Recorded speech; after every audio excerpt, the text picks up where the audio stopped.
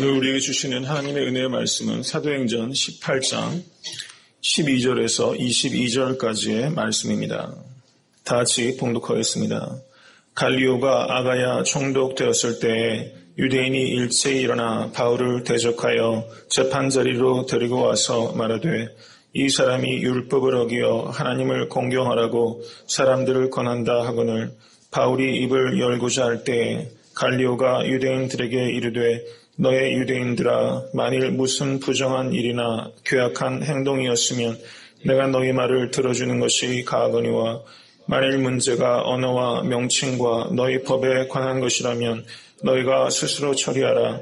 나는 이러한 일에 재판장 되기를 원치 아니하노라 하고 저희를 재판 자리에서 쫓아내니 모든 사람이 회당장 소스테네를 잡아 재판자리 앞에서 때리되 갈리오가 이 일을 상관치 아니하니라.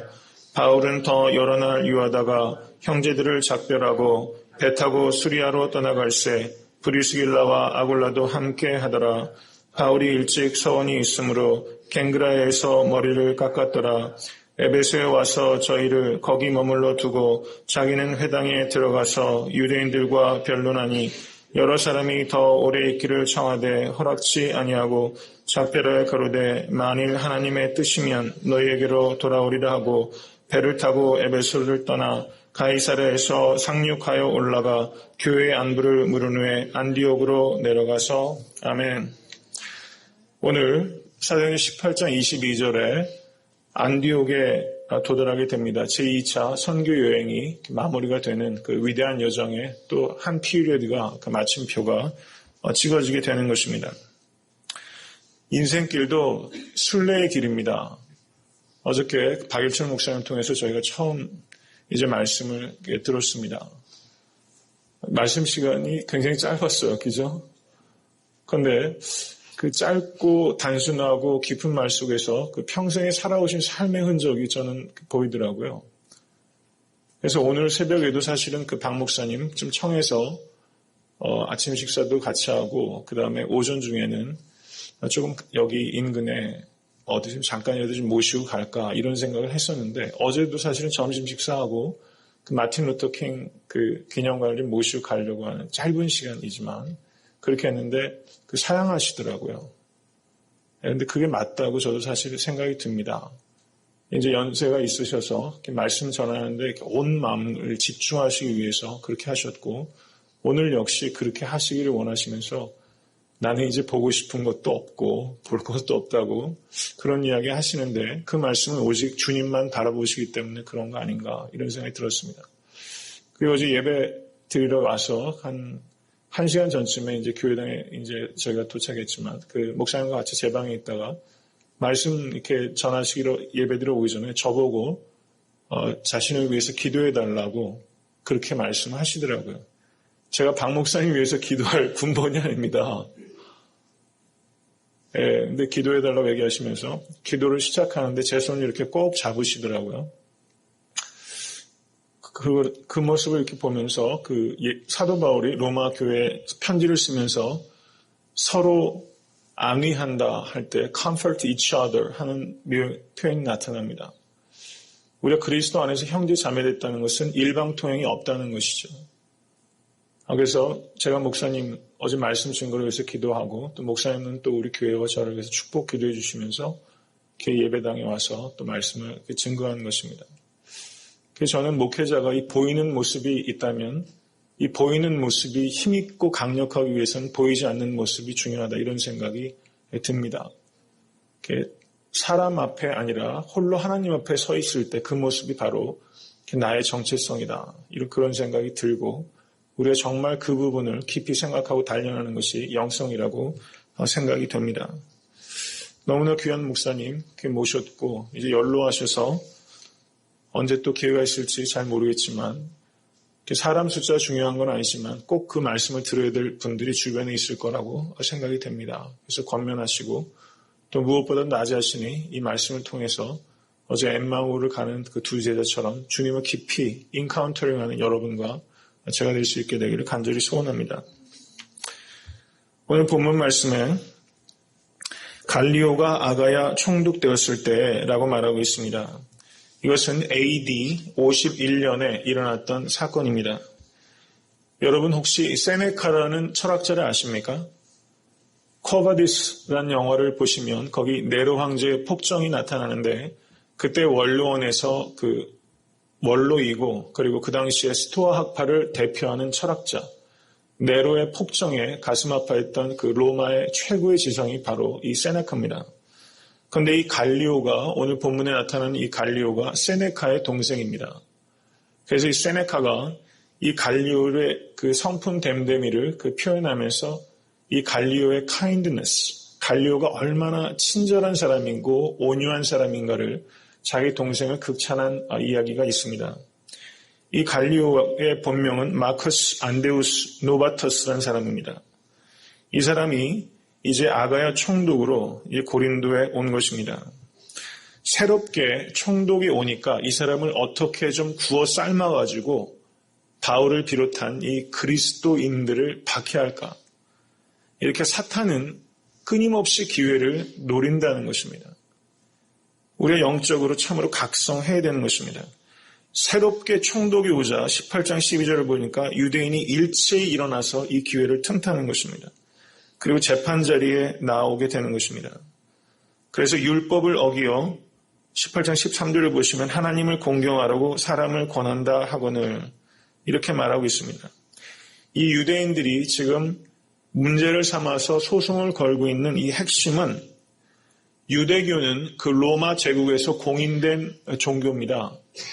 여러분 잘 아시는 예수님께서 태어나실 때 예수님을 죽이려고 했던 그 사람은 헤롯 더 그레이트라고 합니다. 헤롯 대왕이고요. 그 아들 중에서 헤롯 안티파스, 헤롯의 이름을 따고 있는 자녀들 그리고 손자들이 있는 것입니다. 그런데 이 헤롯 대왕과 그 어거스투스와 그 정치적인 밀약 관계가 있었기 때문에 유대인들이 광범위하게 자치권을 인정받고 있었습니다. 그래서 안식일도 지킬 수 있도록 배려가 되고 있었던 것이죠. 그래서 지금 이 유대인들이 바울을 비롯한 그리스도인들에게 송사하고 있는 내용은 이 사람은 당신이 우리가 인정하고 있는 로마 제국에서 인정하고 있는 공인된 종교인 유대교가 아니다. 이 사람은 별종이다.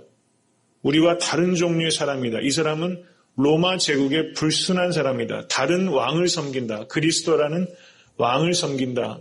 이런 내용을 가지고 지금 고소하고 있다는 것입니다. 그런데 18장 9절에서 10절을 한번 보시기 바랍니다. 다시 읽겠습니다. 밤에 주께서 환상 가운데 바울에게 말씀하시되 두려워하지 말며 잠잠하지 말고 말하라. 내가 너와 함께 있으며 아무 사람도 너를 대적하여 해롭게 할 자가 없을 것이니 이는 이 성중에 내 백성이 많음이라 하시더라. 아멘. 환상 중에서 주님께서 이렇게 말씀하셨습니다. 지금 유대인들이 갈리오 총독을 이용해서 그리스도인들을 박해하려고 했지만 이들의 계략이 성공하지 못합니다. 이제 18장 14절을 보시면 갈리오가 유대인들에게 이르되 너희 유대인들아 만일 무슨 부정한 일이나 괴악한 행동이었으면 내가 너희 말을 들어주는 것이 가하거니와 만일 문제가 언어와 명칭과 너희 법에 관한 것이면 너희가 스스로 처리하라. 나는 이 일에 재판장 되기를 원치 아니하노라. 이 사람이 얼마나 균형 감각에 있고 지성적이고 합리적인 사람인지 이 사람의 미덕이 드러납니다. 그리스도인들은 아니지만 지금 얘기인 즉슨 부정한 일이나 괴악한 행동이면 로마법에 저촉되는 일이라면 내가 재판관이 되겠지만 거기에 해당되는 일이 아니라면 너희들끼리 해결하라. 나는 이 문제에 재판장 될 수 없다. 이렇게 말한 것입니다. 그러므로 이것은 예수님을 주와 그리스도로 믿는 도가 로마법에 저촉되지 않는다라는 굉장히 중요한 그런 선언적인 의미가 여기 있는 것입니다. 저는 여기에서 18장 15절에 나는 이러한 일에 재판장 되기를 원치 아니하노라. 이 말이 참 마음에 와닿습니다. 갈리오 총독이면 무소불위의 그 지역에서 권력을 가지고 있는 사람입니다. 그런데도 불구하고 나는 재판장 되기를 원치 아니하노라. 이것이 세상에서 덕성이 높은 사람도 가지고 있는 수준이라는 것이죠. 그런데 우리가 어떻습니까? 얼마나 재판장 되기를 좋아합니까? 내가 권리도 없고 알지도 못하고 권한도 없는 일에 우리가 너무나 재판장 돼서 말하기 좋아하는 모습을 제 안에 역시 보게 되는 것입니다. 우리가 재판장 되는 자리에서 내려오시고 온전히 모든 판단은 주께 의뢰하는 여러분과 제가 될 수 있게 되기를 간절히 바랍니다. 이제 18장 18절을 보시면 바울이 더 여러 날 유했다고 말하고 있습니다. 고린도에서 이 예수님을 믿는 것이 불법이 아니기 때문에 거기에서 여러 날 더 유할 수 있었습니다. 그리고 형제들을 작별하고 수리아로 떠나갔다고 말하고 있습니다. 저는 이 말씀을 묵상하면서 이 작별했다는 말이 참 마음에 와닿았습니다. 그리스도인들은 무수하게 작별을 하는 존재로구나. 떠나야 되는구나. 예수님께서는 끊임없이 가라라고 말하고 있습니다. 그리고 사도들은 어원적으로 가는 사람입니다. 간다라는 것은 작별을 전제로 하는 것입니다. 나는 작별을 하고 있는 사람인가? 내 익숙한 자리, 내 익숙한 습관, 내 익숙한 사람으로부터 떠나서 컴포트 존을 떠나서 끊임없이 새로운 사람, 새로운 자리, 새로운 소명을 향해서 나는 가고 있는가? 이것을 한번 생각해 보게 되는 것입니다. 사도 바울의 이별의 장면 중에서 저는 가장 아름다운 앞권은 사도행전 20장이라고 생각이 됩니다. 사도행전 20장 25절을 한번 보시기 바랍니다. 이 장면은 지금 밀레도에서 에베소 교회 장로들을 청해서 지금 사도 바울이 마지막 이별을 하고 있는 장면입니다. 25절 다 같이 읽겠습니다. 보라 내가 너희 중에 왕래하며 하나님 나라를 전파하였으니 지금은 너희가 다 내 얼굴을 다시 보지 못할 줄 아노라. 이제 20장 37절에서 38절 말씀 다시 읽겠습니다. 다 크게 울며 바울의 목을 안고 입을 맞추고 다시 그 얼굴을 보지 못하리라 한 말을 인하여 더욱 근심하고 배에까지 그를 전송하니라. 아멘. 24절 말씀 같이 한번 읽겠습니다. 나의 달려갈 길과 주 예수께 받은 사명 곧 하나님의 은혜의 복음 증거하는 일을 마치려 하면은 나의 생명을 조금도 귀한 것으로 여기지 아니하노라. 아멘. 저는 우리가 이런 작별을 경험해야 된다고 믿습니다. 사도 바울이 에베소 교회 장로들과 이별하면서 마지막에 얼마나 비통해합니까? 다시 얼굴을 보지 못하리라 했을 때 바울의 목을 안고 다 크게 울며 이런 울음을 우리가 경험해야 되는 것입니다. 그런데 이것이 세속적인 어떤 이익을 쫓아가는 이별이 아니라 주와 그리스도 복음을 위해서 달려갈 길을 다 달려가기 위해서 떠나는 이런 작별을 하는 누군가를 보면서 이 에베소의 장로들도 이런 작별을 사모하고 이런 작별을 또 할 수 있는 사람이 되지 않았겠습니까? 우리가 정말로 끊임없이 이런 작별을 할 수 있어야 되는 것입니다. 이것이 패션입니다. 이제 18장 18절을 제일 마지막을 한번 보시기 바랍니다. 갱그레아에서 머리를 깎았더라 라고 말하고 있습니다. 고린도의 동쪽 항구가 갱그레아입니다. 머리를 왜 깎았을까? 이것은 민수기 6장 말씀을 보시면 그 나시린의 규례와 관계가 되어 있습니다. 나시린이 그 맹세 기간 동안은 마치 삼손과 같이 머리를 깎지 않다가 일반적으로 30일 혹은 60일 이렇게 맹세 기간이 끝나면 그때 머리를 깎고 하는 것이 규례입니다. 이 머리를 깎았다는 것은 감사의 의미와 헌신의 다짐이 같이 있는 것입니다. 저는 특별히 이제 1주년 창립을 저희가 감사하면서 지난 시간들을 돌아볼 때는 감사뿐이요. 앞으로의 미래를 되돌아볼 때는 저희가 다시 한번 우리의 결의를 새롭게 하는 그런 시간이 되어야 할 것입니다. 우리도 머리를 깎아야 되는 것입니다. 사도 바울이 2차 선교 여행, 1차 선교 여행 모든 시간들은 사실 고난으로 점철된 시간이었습니다. 그렇지만 그 고난의 시간을 그냥 망각의 시간으로 버릴 수 없는 것은 고난의 시간 가운데 늘 하나님께서 함께 하셨기 때문입니다. 고난이 있고 없고를 감사하지 못하고 감사할 이유가 되는 것이 아니라 고난 가운데 언제나 함께 하셨던 하나님 때문에 감사할 수 있게 되는 것입니다. 하나님의 임재 때문에 감사하실 수 있는 여러분 되실 수 있게 되기를 간절히 축원합니다. 이제 18장 19절을 보시겠습니다. 이제 장소가 어디로 바뀝니까? 에베소로 바뀝니다. 사도 바울이 2차 선교여행을 떠나면서 에베소로 가려고 했습니다. 처음부터. 그런데 주의 성령께서 막으셨죠. 그래서 드로아에서 마케도니아로 넘어가다가 이제 2차 선교여행의 마지막 종착지가 에베소가 된 것입니다. 사도 바울의 뜻대로 되지 않았습니다. 성령의 뜻대로 되었던 것입니다. 이제 18장 19절을 보시면 유대인들과 변론했다고 말하고 있습니다. 어제 목사님께서 설교하시면서 기독교는 the passion의 종교다. 열정의 종교다. 이렇게 말씀하셨습니다. 가슴이 뜨거워지지 아니하더냐. 그런데 우리가 예수님께서 십자가에 달리시는 기록이 나타나는 마지막 순환 기간을 패션이라고 합니다. 우리 영화가 그 Passion of Christ죠. 그리스도의 순환이고 다른 말로 하면 그리스도의 열정인 것입니다. 우리가 이 땅에서 그리스도인으로 살아가면서 당하는 고난은 바로 우리의 패션을 드러내는 것입니다. 참 의미가 있습니다. 고린도전서 15장 34절에서 사도 바울은 31절에서 형제들아 내가 그리스도 예수 우리 주 안에서 가진 바 너희에게 대한 나의 자랑을 두고 단언하노니 나는 날마다 죽노라 라고 말했습니다.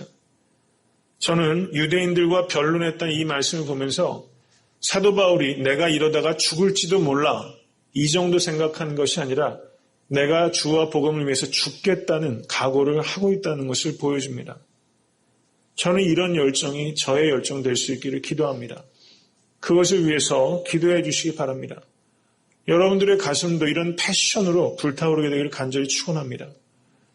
우리가 특별히 이 기간을 통해서 타버린 마음이 타오르는 심령으로 바뀌는 역사가 나타날 수 있게 되기를 간절히 축원합니다. 18장 21절을 보시면 또 어떻습니까? 작별하여 가로되. 사도의 삶은 참으로 고독한 길이었습니다. 만일 하나님의 뜻이면 너희에게로 돌아오리라. 만일 하나님의 뜻이면. 이것은 사도 바울이 하나님의 뜻에 대해서 오리무중하다는 뜻이 아닙니다. 이것은 사도 바울이 하나님의 뜻을 끊임없이 구하며 신중하고 겸손하고 그만큼 간절했다는 것을 의미하는 것입니다. 저는 이러한 태도가 우리에게 있어야 된다고 믿습니다. 우리가 무엇을 하든 늘 이것이 하나님의 뜻이다. 너무 예단하고 속단하고 단언하고 그리고 나중에 보면 완전히 사람의 일인 경우가 너무나 많이 있다는 것이죠. 사도 바울이 아시아로 가고자 했지만 하나님께서는 사도 바울을 유럽으로 돌리셨습니다. 그 경험을 통해서 사도 바울이 이렇게 말하는 것입니다. 만일 하나님의 뜻이면 너희에게로 돌아오리라. 우리가 사람의 일이 아니라 하나님의 일을 구하는 여러분과 제가 될 수 있게 되기를 간절히 바랍니다. 그런데 하나님의 일을 하나님의 뜻대로 하지 못하고 사람의 뜻대로 할 때가 있다는 것을 두려워하시고 경계하실 수 있어야 되는 것입니다. 우리 교회는 하나님의 일을 하나님의 뜻대로 하기 위해서 만일 하나님의 뜻이면 이러한 겸손함과 기도를 가지고 그 뜻을 이루어 가시는 여러분과 제가 될 수 있게 되기를 간절히 바랍니다.